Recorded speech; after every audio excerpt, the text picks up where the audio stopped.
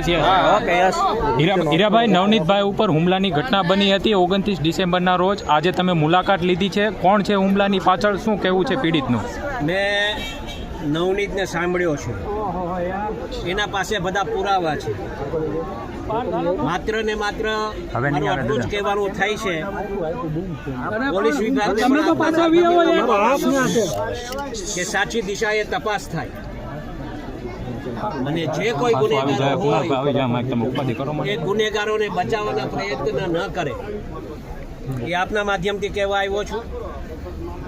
જે કાંઈ બનાવ બન્યો છે એને સખ્ત શબ્દોમાં હું વખોડી કાઢું છું. ક્યારેક પણ કોઈ સમાજ, આખો સમાજ અસામાજિક નથી હોતો, વ્યક્તિઓ અસામાજિક હોય છે.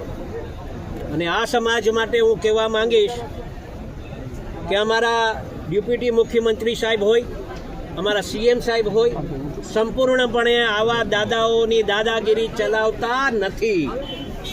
અને મને વિશ્વાસ છે કે આ સમાજને સંપૂર્ણપણે ન્યાય મળશે, નવનીતને ન્યાય મળશે.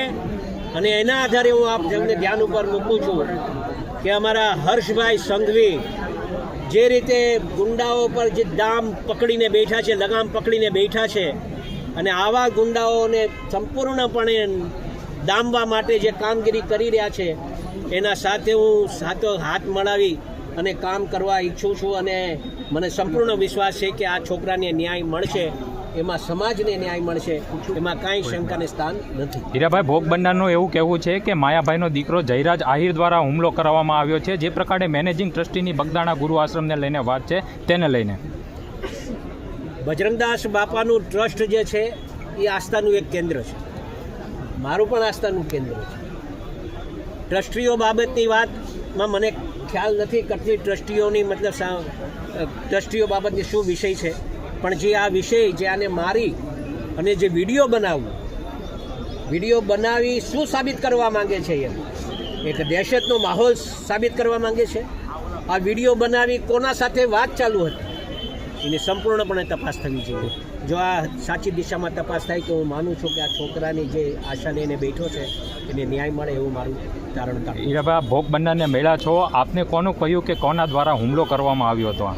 મને તો સંપૂર્ણપણે એવે જે વાત કરી છે એવે તો જે લોકોના નામ આપ્યા છે, હવે વાસ્તવિકતા કેટલી સાચી છે કેટલી ખોટી છે એ તો તપાસનો વિષય છે, અને તપાસ થાય પછી જ તો ખ્યાલ આવશે કે શું હકીકત છે અને શું નથી. જો પોલીસે ગઈકાલે બાઇટ આપ્યું ડીવાયએસપીએ, તેમને એવું કહ્યું કે પ્રોહિબિશન અને ખનિજ વિભાગ ચાલુ છે, ફરીથી નિવેદન લેવાનું થશે તો અમે નિવેદન પર પાછું નવનીતનું અપાવીશું અને પાછીથી તપાસ થવાની હશે તો એ પણ કરાવીશું. પોલીસ સામે કયા પ્રકારના પગલાં લેવાની હવે માંગ ગૃહમંત્રીને કરવામાં આવશે?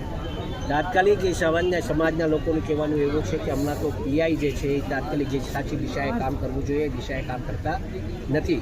ક્યાંક એને એવું લાગે છે કે એ છાવરવાના પ્રયત્ન કરી રહ્યા છે. એના માટે જો આપણે એસપી સાહેબને હું ડીજીપી સાહેબને હું રજૂઆત કરીશ કે તાત્કાલિક સરે આ થાય તો સમાજને ક્યાંક નાનો મોટો હમણાં ન્યાય મળે એવું લાગશે. બાકી સોમવારે અમે જવાના છીએ ત્યારે હર્ષભાઈ સાથે વાત. અંતિમ સવાલ, અવારનવાર કોળી સમાજ ઉપર જે હુમલાની ઘટનાઓ બનતી હોય છે, આપ કઈ રીતના જુઓ છો? અને આપણા માધ્યમથી એ પણ હું કહેવા માગું છું મિત્રો કે ભવિષ્યમાં આવી કોળી સમાજ પર ક્યારે આવો અન્યાય ન થાય એના તકેદારી રાખવા માટે પણ આજે અમે આખો સમાજ અહીં ભેગો થયો છે. આવતા દિવસોમાં અમે રજૂઆત કરી અને હોમ મિનિસ્ટર સાહેબ હોય, સીએમ સાહેબ હોય, બધાને રજૂઆત કરી અને કોળી સમાજને ન્યાય મળે એ દિશાએ કામ કરીશું. ભાઈ, મહુવા ડીવાયએસપી છે રીમાબા ઝાલા, તેમનું કહેવું છે કે અમને બાતમી આપતા હતા, તેવી બાતમીની કોઈ વાત છે? કોઈ ખોટી વાત છે, બધી ખોટી વાત છે. મેં અમને છોકરાઓ પાસે જાણ્યું, નવનીત પાસે જાણ્યું, એ પોલીસ સ્ટેશન અલગ છે, આ પોલીસ સ્ટેશન અલગ છે, આના સાથે કાંઈ લેવા દેવા છે જ નહીં. આ કોના સગા સંબંધીઓ થાય છે, કોણ છે, હું છે, એનું નહીં, એ તપાસનો વિષય છે. એ થાય પછી સાચે. ભાઈ, શું લાગે છે ડીવાયએસપીએ શા માટે આ પ્રકારની કાલે પ્રેસ કોન્ફરન્સ યોજી હશે? એ તો હવે એનો તપાસનો વિષય છે. એને જે તપાસમાં એને ધ્યાન ઉપર જે આવ્યું એ ધ્યાન ઉપર મૂક્યું હશે. જે બગદાણા પીડિત છે તે માટે તમે લીગલ એડવાઇઝર તરીકે જે હીરાભાઈ સાથે જે પીડિતે મુલાકાત કરી તે બદલ હવે શું આગળનો સ્ટેન્ડ હશે? હું એડવોકેટ મનીષાબેન રાઠોડ, અખિલ ભારતીય કોળી સમાજ ગુજરાત પ્રદેશની મહિલા ઉપપ્રમુખ. આજે અમે હું તથા માનનીય ધારાસભ્ય શ્રી હીરાભાઈ સોલંકી, અખિલ ભારતીય કોળી સમાજના જે પ્રમુખ છે તેમની સાથે અમે આજે પીડિતની મુલાકાત લીધેલ છે અને પીડિત નવનીતભાઈએ પોતાની મુલાકાત દરમિયાન હીરાભાઈને પોતાની સાથે વર્ણવે જે ઘટના બનેલ છે ઘટના વિગતવાર વર્ણવેલ છે અને ઘટનામાં જે પણ વ્યક્તિઓ સામેલ છે તે દરેકના નામ આપેલ છે અને તેમની સાથે જે ઘટના બનેલ છે તે માયાભાઈ આહિરે જે મુંબઈના ડાયરામાં જે મેનેજિંગ બગદાણા ટ્રસ્ટના મેનેજિંગ ટ્રસ્ટી બાબતે જે નિવેદન આપેલ તે નિવેદન બાદ માયાભાઈ આહિરે રીલ બનાવીને તે પોતાની માફી જાહેર કરેલ હતી, જે માફી નવનીતભાઈએ માગેલ ન હતી, પરંતુ માયાભાઈ સ્વેચ્છાએ રીલ જાહેર કરેલ હતી. આવી રીલનો દાજ રાખીને તેમના દીકરા જયરાજભાઈ આહિર દ્વારા તેમને ફોન કરવામાં આવેલ છે, બોરડાના સરપંચ દ્વારા પણ તેમને ફોન કરવામાં આવેલ છે.